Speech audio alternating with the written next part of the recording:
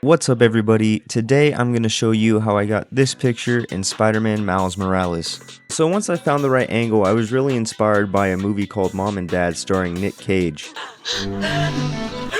Really more mimicking how close his hand comes to the camera because I think it's funny. I want Peter in the background too. I in fact did want Peter in the background, and by God I got him in there. I played around with the field of view to see if I can get the hand to look any better. This is where I wish they had a proper fisheye cam instead of the filter they have, because the filter bulges out way too much for what I was trying to do. I upped the exposure a little bit too because my pictures always come out dark for some reason, I don't know why. I added a little bit of Vigent too, just to complement what I'm about to do next. I haven't played a lot of games with the photo mode that give you a proper light setup, maybe the first Spider-Man and Cyberpunk 2077. So when I learned that this had a lighting, like it gave you an orb or a little spotlight to move around with, I was really pleasantly surprised, and this has become one of my favorite photo modes to mess around with. I really wanted to make this picture pop more, and I mean, there's a glowing orange man right in front of me that's emitting no light, so where better place to put a light, you know? A couple things I could have done better was match the color of the light to the hologram dummy better, because